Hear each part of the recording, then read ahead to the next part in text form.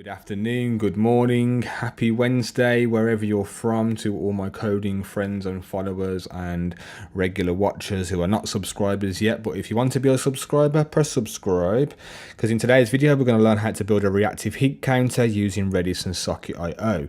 And in the example above here, you can see that I've got 3 URLs loaded on 3 different browsers, all the same URL, and I'm pressing refresh on one of them and it's updating the hit counter on all 3 of them. In this video, I'm going to show you how to build that. Before we begin, you're going to need to have Redis installed. I'm using OS X, so I'm going to use a tool called Homebrew to install Redis. If you're using OS X, follow along. If you're using another operating system, find the instructions on Google. I'm also going to leave a link below in the description to an article that shows you how to install Redis on Mac OS X with Homebrew. It's a pretty simple article, an introduction to installing Redis. So I'm going to follow through this. You guys do the same. So first things first, let's load a terminal and let's type brew update. And everything's up to date. And next, brew install Redis. And this will install Redis on our OS X machine. Scroll down and we need to copy this command here to create a symbolic link so Redis launches whenever we log in to our account on OS X, and we're going to copy this command to make sure Redis is running in the background, and that's all fine. Next we're going to run a command redis -cli ping, and that if it replies with pong it means the Redis server is running. So let's have a look. And there we go, we've got a pong. So everything's running nicely. So now head over to Visual Studio, whatever you're using, and create 2 directories, one called client, one called server. We're going to keep our server and client code completely separated as they're totally different pieces of code. And next we are going to have to install Socket.io, and we're going to start on the server. So head over to the Socket.io documentation page and familiarize yourself with how everything works. We're going to install Socket.io on our server first to create our Socket server. So let's do that now. cd into the server directory, yeah, and npm install socket.io. So let's install that now. This will take a moment, okay.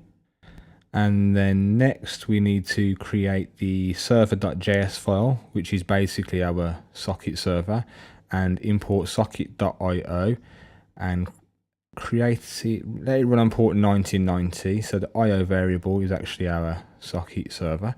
So now we want to listen for an event, io.on connection. So when a client connects to the Socket server, this event will fire, and we're just going to console log client connected to the terminal. So when a client connects to our Socket server, we will see it in the terminal below there. It should say client connected. So let's open a new terminal window, and you'd think this would work, echo test and piping that into ncat, but that doesn't work. What you need is a tool called wscat, which is available on npm. So we're going to install wscat globally with npm. So this is available in any terminal as long as you're logged in to an account that has privileges to run wscat, which you do, so don't worry. Put the password in and it should install now. And then next we're going to create a connection to our newly created Socket server. So wscat taxi ws ://localhost port 1990 /socket.io /transparent equals WebSocket, and we've created a connection now. And there you can see client connected. So that's a much easier way to test the connection of your Socket server by using wscat. Okay, so disconnect from there, and next let's cd into the client directory and start working on the client side. I'm going to use a tool, a bundler called Webpack, which allows you to modularize your JavaScript and use packages from npm directly inside your modules. It's a very clean way of working, and the output is a single JavaScript bundled file, so optimized too. So this is a really good tool to use. So follow the instructions on the page if you like. We're going to install Webpack. Head over to the terminal and type npm install save dev Webpack. And we're going to use Webpack 4, which is 0 configuration, and it's faster and lots of new features. So we're going to need Webpack CLI, so let's install that too. So head back over to the documentation page and copy the npm install save dev webpack CLI. We really should have also ran npm init, so we have our dependencies available when we want to use source versioning and share our code with other people. So we'll just do that now and run npm init to create a package.json. I should have done this at first, but I left it until too late. So we're going to have to reinstall Webpack and Webpack CLI again, but that's not a problem. That's just so they get added on into the dependencies. So then when we upload it to say GitHub or something like that, and other people download it, they can run npm install, and npm will automatically include all the dependencies required. Otherwise, if you don't do that, you've got to run npm install Webpack CLI each time you want to run, So yeah, let's get that installed now and wait. Should take a moment. Okay.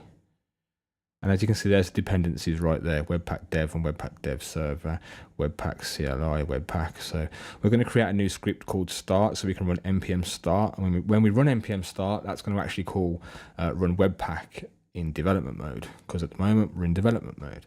So if we run npm start, we've got an error. Can't resolve source. Yeah, because Webpack is 0 configuration, it's actually looking for an index file in the source directory, and we haven't got a source directory or an index file, so we've just created one there, and there we have it. Let's put some dummy code in there, console log some test, and let's run npm start again, and everything should work there. We've got a dis directory, and inside there is our bundled JavaScript file. It's not optimized because we're in development mode, but if it was in production mode, it would be. Next, npm install Webpack dev server. So Webpack dev server sets up a local development server, a bit like MAMP or WAMP if you're used to that sort of thing. And it allows you to write JavaScripts and install things, and it'll just refresh itself in the browser automatically. So let's just change Webpack to Webpack dev server. The command line options are exactly the same.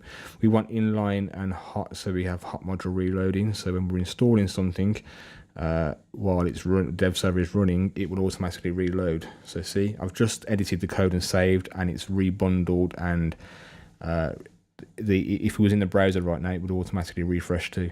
So next, let's install HTML Webpack plugin, and this is a little utility function that loads an index file on Webpack dev server. So we can run our JavaScript. It'll automatically create a HTML file and bundle the JavaScript automatically. So I've just created a webpack.config.js file. This is so we can tell Webpack to load this HTML Webpack plugin. Module.exports equals, we now need to enter plugins, an array, and new HTML Webpack plugin. I'm also going to insert a little object here with a template property, and what that means is load this HTML template from source index.html. So let's create that now because we haven't got that. Source index.html, and I'm going to copy in some boilerplate code, some boilerplate HTML, and fix those tabs because I've got OCD and they look awful. Okay, that should be everything on there. And this HTML file will get loaded when you go to localhost 8080, for example, and all your JavaScript will automatically be loaded too. So let's just tell Webpack dev server to load that config file we just created there, so it loads the plugin. So webpack config.js. Let's press save and npm start. Okay. Oh, we've got an error. What's this? Scroll up. Scroll up. Cannot find module. Oh, I think we've got a typo. Webpack.config. I've titled it weback.config. So let's change that to webpack.config and run npm start again. This should work fine now. Yep, there we have it. It's created our local host development server. See that? Now if we navigate to there, we should see the hit counter page. There you go. So it's loaded our index.html file, and the JavaScript files are automatically loaded in there too. So you don't have to worry about that or adding that in. Let's clear that now. Next up, we need to npm install Babel, because Babel core, Babel loader and Babel preset env. And what this allows us to do is use ES6 and ES7 syntax, like spread operators, classes, arrow functions, things like that. So let's let this install. There we go. Okay, and next up we are going to create a, no, we're not going to create a Babel file. I was going to create a Babel RC file, but instead I'm going to put it in the package.json file. And people don't usually know how to do this, but this is a huge little time saver for me. I feel it's useless having a Babel RC if there's no need for it, so let's just put it in here. env, there you go. And now we should be able to use ES6 in our code and use imports and things like that. So let's head over to our source index.js and let's create 2 arrays, and we'll use the array spread operators to join the array, and we'll also create an arrow function. So if all goes well, it means ES6 is working fine. So let's create our arrow function. Sumfunc equals return, and let's use the spread operators array1 and array2, and we can actually do away with that return and the brackets. They're not needed for one liners like that. And then we can console log sumfunc and save that, and then let's go to npm start. Oh, I think I forgot the brackets around sumfunc there, so let's add that, otherwise it won't work correctly. And it's recompiled itself. There you go. And if we head over to the browser now, we should, there we go, the arrays have been combined, and there you go. So we can now use ES6 and ES7 in our code, so which makes life much easier. What's next? What's next? Give me a moment. Okay, we are going to install, we'll install the Socket.io client. It uses a different, last time we installed Socket.io, this time we're installing the Socket.io client that runs on the client side, as it's different code to the server side. So npm install Socket.io tac client save dev, and in our index.js file we can use imports, ES6 imports, to import the Socket.io client. So import IO from Socket.io client, and we'll create a new socket. Here we go.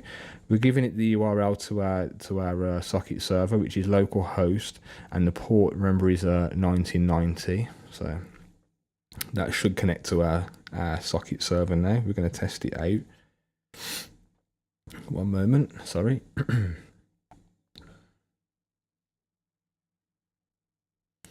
Okay, now we're going to set up an event. So on socket connect. So when our socket connects to the socket server, just console log on the client side connected. So we should be able to see connected in the browser once our client side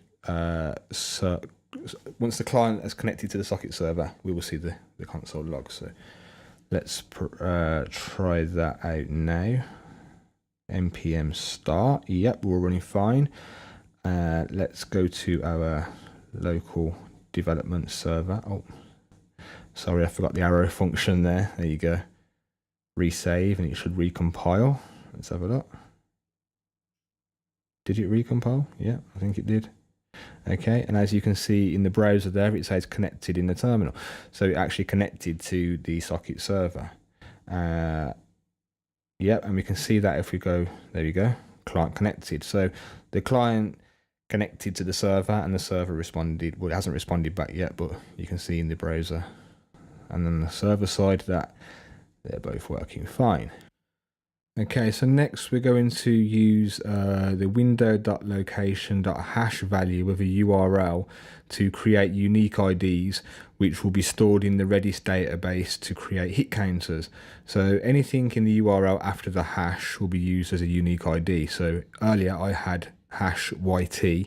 I could have changed that to hash whatever or hash hello world, and it will create a new database item in Redis with a new hit counter. So here we're going ID equals window.location.hash.substring.1, which removes the hash at the start. and if you look here, we'll console log that ID. You will see that it will give us the correct value from the URL. So let's go to our local development server. There you go, test. See, after the hash, we've got test. And there you go. If we change that to no op, it will say refresh no op. See, so we can use that value to create hit counters. So you can go and create your own hit counter by just typing something random after that. Well, that's the idea in a real application anyway, but this is just an example application I've created. So let's put that inside the connect, because there's no point in trying to use the hash if we're not connected to the socket server. And then after, we want to emit an event to tell the server hello. So we're saying hi and we're passing along the hash to the server. So the server will listen for a hello event. We'll change that to hash ID so it makes more sense, and change that to hash ID. And because we're using ES6 syntax, we can do away with that and just have it as hash ID. So that's going to fire an event hello and pass along the hash ID. And now the server needs to be listening for the hello event, so it can utilize the hash ID to use it in Redis to insert a new hit counter. So on the server side, we're going to listen for the hello event, and then we're just going to console log. Let's output the data so we can see what data is being passed along. It should be the hash ID, so let's try that. Okay, save that. That looks okay to me. Let's have a look. Yep. One moment. Sorry, guys. There we go. So now let's go to test one. Let's test another one. This won't output nothing to console, but it will on the server side. You're going to see, let's have a look on the server side. There we go, hash ID. So it's returning a hash ID object. Brilliant, works fine. So now we're going to install Redis on the server side, so we can insert stuff into the Reddit database. Const Redis equals require Redis. Const clients equals Redis dot create client. There we go. So we've got a Redis client that we can use to insert and query the Redis database. So next up, we're going to remove that client dot set hash ID. So we're inserting a new hash ID into the database with a value of, actually we might be better off using increment here, client dot increment with the hash ID, because if you do that, then if the hash ID doesn't exist, it will give it a 0 value, and if it does, it will increment it. And then we can set a callback function on that. So if that returns the value or the hit count. We're not going to handle the error in this tutorial, but you should definitely handle the errors. I'm just going to console log the output, which should be the hit count. We'll console log that. Oh, got an error. Yeah, the parameter passed to socket.on, the hash ID, is actually an object, and I'm trying to access it like a value. So let's change that to data, and then we can access the hash ID property on the data object. So let's try that now. So I'm just going to, in the background, refresh the browser and see if we can get the server to respond with the counts. So give me 1 second. Yep, there we go. And now I'm going to emit emit an event. So when any client listening to this event can update its UI or whatever accordingly. So socket.emit stats count. So any client listening to the stats event will have the hit count value available to it. So there you go. In the client now, we're using socket.onStats to listen to the stats event from the server. So we're just going to console log the actual the hit counts, data, and let's press save. Go back to there, check that's fine. Yes, so let's go back to the browser now and press refresh. So 1, 2, yep, there you go, 15, 16, 17. So it's working fine. 18, 19, 20, 21. Okay, brilliant. Change data to hits, that's a better name for it, and remove console log. And now we're going to select an element from the DOM on the page, and we're going to set the value of that element to the number of hits retrieved from the Redis database. So I'm using document.getElementById, and in the HTML here, I'm going to create a p element. This link has been clicked, and create a span with the ID hit count and set it to 0 and finish that sentence. So this link has been clicked 0 times, press save, and we want this to update. Yep, that should work. Okay, let's refresh. Cannot set property in a text of null. Oh yes, my bad. Yep, press save. There we go, it's working fine. 31, 32, 33. Okay, but if you go to another tab or browser, it's not actually updating. See that? Yeah, until you refresh the first time. So what we want it to automatically update. So we're going to use a feature of socket.io here, and we're going to use something called rooms. And what rooms are is it allows multiple people to join a room, and you can broadcast messages to the room. So think of it like if 3 people are watching the hit count, for example, that's 3 people in the room, and you can broadcast to all the people listening to that hit count and update all of them at once. So we're going to use socket.join to join a room, and the room name is the ID of the hash from the browser, so data.hashid. We do this server side, and then we can now broadcast a message with io.to, and we can broadcast to everybody in that room with the hash ID, and we can emit this stats event. So any client listening to that event can update their UIs accordingly. So let's save that, restart the node server. There we go. Yep, that looks fine. Okay, head over to the browser. 46, 47, 48, 49, 50, and that's automatically updated. So if we open multiple browsers and we point them all to the same URL, we can see that they will all update. And we'll just create a new one, just a random ID. It's created a new hit count in the database. Refresh, and you can see they're all updating.